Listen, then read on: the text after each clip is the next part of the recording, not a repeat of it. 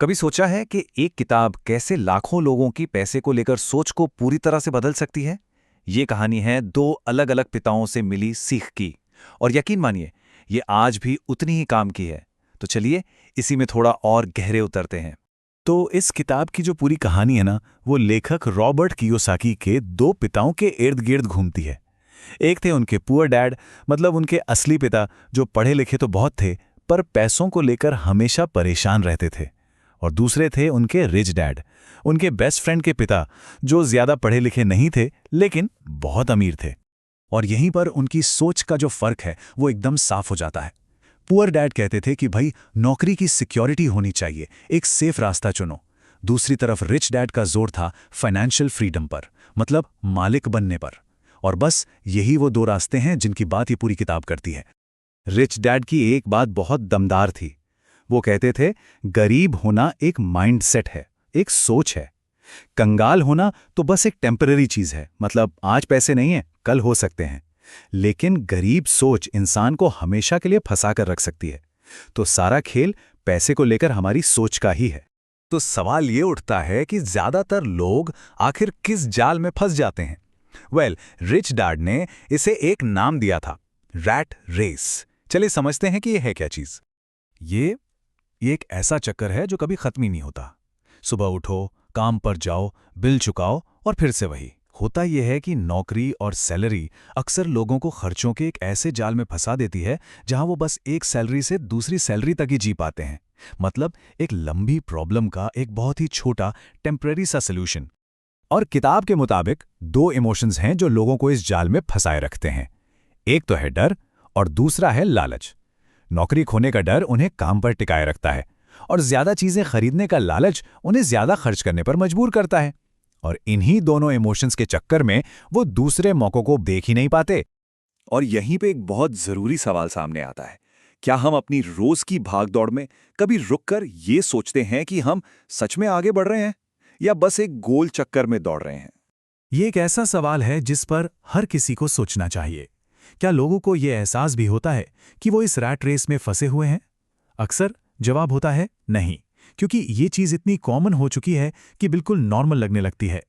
तो फिर इस रैट रेस से बाहर कैसे निकला जाए? रिच डैड ने फाइनेंशियल लिटरेसी यानी पैसे की समझ की एक चाबी दी, एक मेन लेसन सिखाया। और यही है अमीर बनने का मंत्र। सुनने में ये बहुत सिंपल लगता है, लेकिन ये अविश्वसनीय रूप से शक्तिशाली है। मतलब एसेट और लायबिलिटी के बीच का फर्क समझना ही फाइनेंशियल फ्रीडम की पहली सीढ़ी है।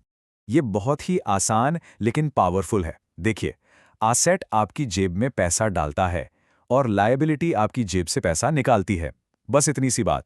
रिच डैड के हिसाब से बस इतना ही जानने की जरूरत है। अब आता है किताब का सबसे चौंकाने वाला सवाल। ज्यादातर लोग तो यही मानते हैं कि उनका घर उनका सबसे बड़ा एसेट है ना? लेकिन रिच डैड के मुताबिक अगर उस घर पर कोई लोन या मॉर्गेज है तो वो घर एक लायबिलिटी है, क्योंकि वो हर महीने आपकी जेब से पैसा निकाल रहा है। ये बात लोगों की आम सोच को बिल्कुल हिलाकर रख देती है। तो यहाँ पे जो सबसे बड़ी सीख है वो ये है, अमीर लोग अपना पैसा उन चीजों में लगाते हैं जो और पैसा बना कर दें, यानी कि एसेट्स में। वहीं दूसरी तरफ मिडिल क्लास के लोग अक्सर कार या बड़े घर जैसी लायबिलिटीज खरीदते हैं और उन्हें एसेट समझ बैठते हैं। और ये हमें अगली जरूरी प्रिंसिपल पर ले आता है, अपने प्रोफेशन और अपने बिजनेस के बीच के फर्क को समझना और हमेशा अपने बिजनेस को बनाने पर फोकस करना। पता है, ज्यादातर लोग अपने प्रोफेशन मतलब अपनी नौकरी को ही अपना बिजनेस मान लेते हैं। वो अपनी पूरी जिंदगी किसी और के बिजनेस में काम करते हुए निकाल देते हैं, अपने बिजनेस में नहीं। देखिए, आपका प्रोफेशन वो है जो आप सैलरी के लिए करते हैं, पर आपका बिजनेस वो है जहां आपके एसेट्स होते हैं। रिच डैड कहते हैं कि लोग कंपनी के मालिक, सरकार और बैंकों के लिए काम करते हैं, खुद के लिए काम करने से भी पहले। असली गोल तो अपने एसेट वाले कॉलम को बढ़ा करना है। और ये दिखाता है कि अमीर लोग एक अलग ही गेम क्यों खेलते हैं। देखिए, एक कॉरपोरेशन का मालिक पहले कमाता है, फिर खर्च करता है और फिर जो कुछ बचता है उस पर टैक्स देता है। जबकि एक एम्प्लॉय, वो कमाता है, तुरंत टैक्स कट जाता है और फिर बचे हुए पैसों से गुजारा करने की कोशिश करता है।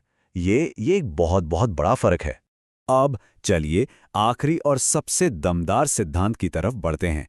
ये इस बारे में है कि पैसे को एक ऐसा टूल कैसे बनाया जाए जो आपके लिए काम करे, ना कि आप पैसे के लिए काम करते रहें। तो ये हैं किताब के वो 5 बड़े आइडियाज। पहला, अमीर लोग पैसे को अपने लिए काम पर लगाते हैं। दूसरा, ये जरूरी नहीं कि कितना कमाया, जरूरी ये है कि कितना बचाया। तीसरा, अमीर लोग एसेट्स खरीदते हैं। चौथा, फाइनेंशियल समझदारी इस बात में है कि पैसा कमाने के बाद उसके साथ क्या किया जाता है। और पांचवा, हम सबके पास जो सबसे पावरफुल एसेट है वो है हमारा दिमाग। तो सारा खेल बस पैसा कमाने का नहीं है, उसे रखने और उसे बढ़ाने का है। और इसकी शुरुआत आपके दिमाग से होती है। ये बात एकदम साफ कर देती है कि फाइनेंशियल सक्सेस कोई जन्म से मिलने वाली चीज नहीं है। ये सब कुछ सीखने, अपनी सोच बदलने और हर रोज सही कदम उठाने के बारे में है। हमारा भविष्य आज लिए गए फैसलों से ही तो बनता है। और हम इस चर्चा को इसी आखिरी सवाल के साथ खत्म करेंगे। यह सिर्फ जानकारी लेने के बारे में नहीं है, ये एक कॉल टू एक्शन है। सोचने वाली बात है कि आज ऐसा कौन सा एक कदम उठाया जा सकता है जो एक मजबूत फाइनेंशियल फ्यूचर की नींव रख सकता है।